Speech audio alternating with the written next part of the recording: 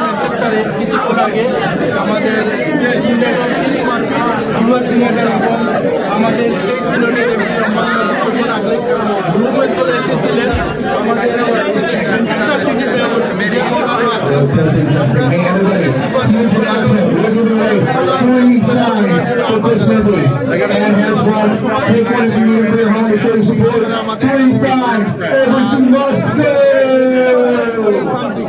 Let's go.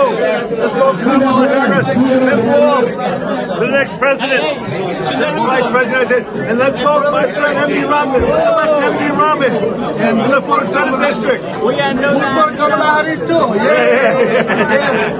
Let's go, Democrats. All right, thank you, everybody. Like, we say these superlatives sometimes when we go around the state, and like, I'll be honest, we don't always 100% mean them, but I mean this one. You have the best town chairman in the entire state.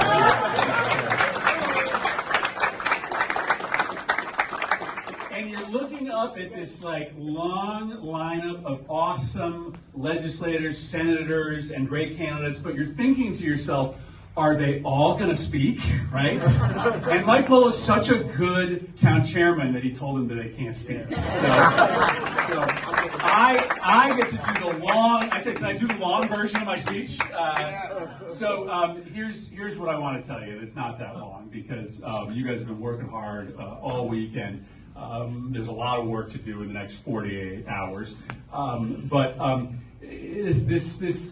this is as important as you think it is. I mean, it really is. The stakes of this election are as big as you think they are, right? And there's a number of reasons for that. The biggest reason is that Donald Trump he's not messing around, right? Like, he lies a lot, but he's not lying when he says that the biggest threat to the country is the enemy within, right? And like, who's the enemy within? Trump. No.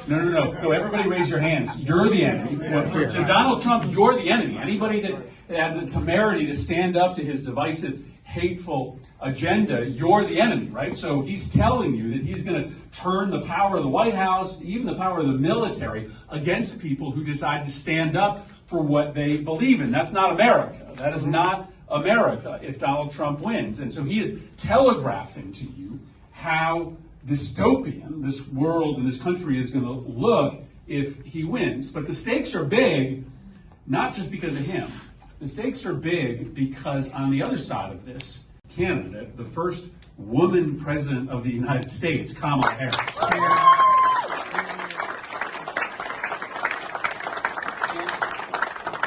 And the stakes are big not just because she's going to be the first woman president, not just because every little girl in this country is going to have their horizons widened as to what is possible when they see a woman in the White House, but because she is talking about fixing problems, right? For Democrats, elections aren't the point, right? Governing is the point. The point is making people's lives better. Now, the press often just covers all of this as sport, right? And Republicans increasingly just view it as sport, right? They just want to win elections. They don't actually want to govern. We want to govern because we see people hurting out there, right? And we want to make their lives better. Mike talked about, these jobs I've had over the last couple of years. I'm fortunate in that, I'm a progressive Democrat, but I've got good relationships with Republicans, so I often get given these jobs to try to work out these big bipartisan compromises.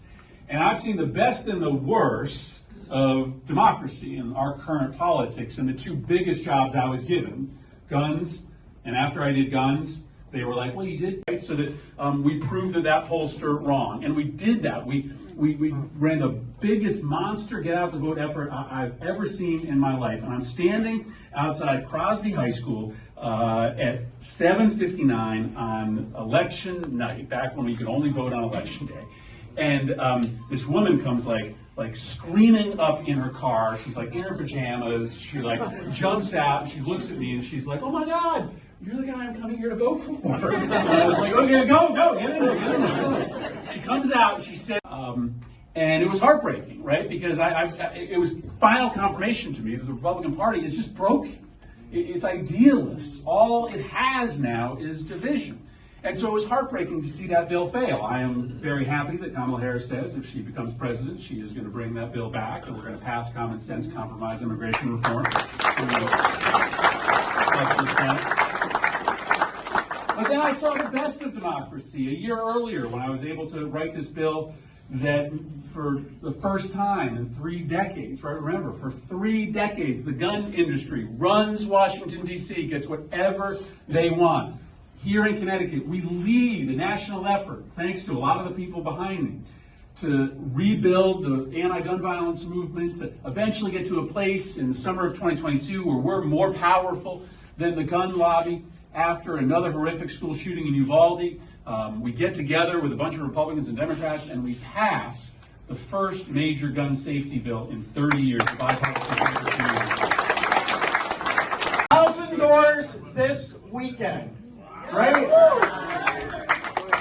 When you live in a district and it's tight, you have to bring it to the people. You have to bring it to the people. And that's one thing that Jamie Foster always does, and all of the people around her. We're really happy to work for you. Ann Bonney, soon to be a state representative from Collingwood and Wilmington. Jeff Luxembourg from the 12th House District, soon to be elected in Manchester. And it's time to send Mr. Dalnicki home with soon-to-be State Rep Stephen King.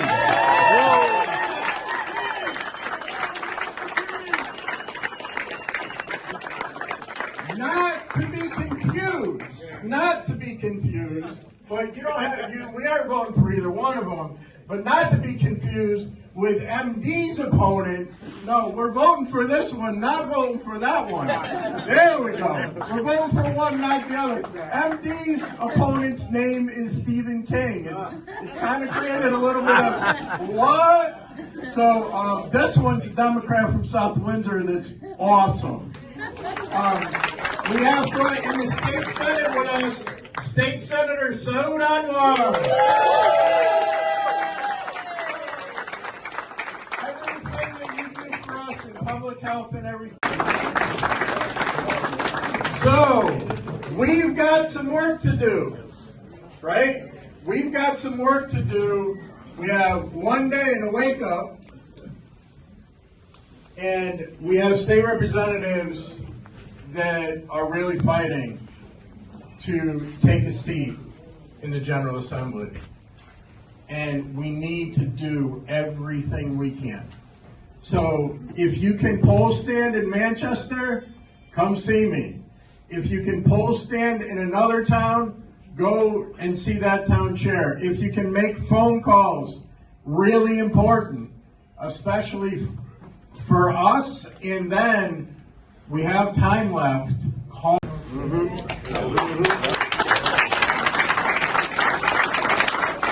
I'll tell you, soon to post. I'm gonna bet.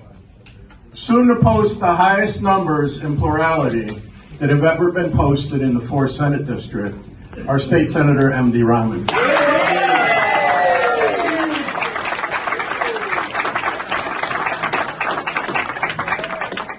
So tonight we have, and that's everybody, right? We've no other state senators, state rep candidates out there, right? So Chris Murphy's here with us tonight, and I want to say 2 things. One is that I'm incredibly proud of you. Chris Murphy, when he was in the House, was a co-chair of the Moderate Caucus. And he brought people together to get things done. And how bad this got, and I'll never forget you talking about this, how bad this got were, there were 2 Republican co-chairs and 2 Democratic co-chairs. One left because they couldn't take it anymore on the Republican side. One was primary because they weren't crazy enough. One on our side left, and we had Senator Murphy that went to the Senate to carry on the tradition that you started. My name is Mike Pohl. I'm the Democratic Town Chairman here in Manchester, and I have had the privilege of working for a bunch of really super candidates. Some that are really, really conscious because Jason Rojas' daughter's birthday is tonight, and he needs to leave in 2 minutes, but he's here. So the Majority Leader of the House, State Representative Jason Doucette's been out there knocking on those doors like crazy. The 11th House District is going to elect Patrick Biggins as the next state. সুপ্রিয় দর্শক মন্ডলী, আমি কিছুক্ষণ আগে বলেছি আমরা এখানে আজকে আমেরিকান ইলেকশন মঙ্গলবারে হবে, আজকে রোববার সর্বশেষ নির্বাচনী সভা ছিল। এখানে US senator Chris Murphy, blue menthol সহ আমাদের লকেট কংগ্রেসের স্টেট অফ সবাই এসেছেন। তো আজকের এই ভিডিওটি আমি সবার এই নির্বাচনের আগেই সর্বশেষ ভিডিও, আপনারা সবাই কমলা হারিসকে ভোট দিন এবং ডেমোক্রেটকে বিজয়ী করেন, এই কামনা দিন। Thank you. Yes, Harris. Kamala Harris.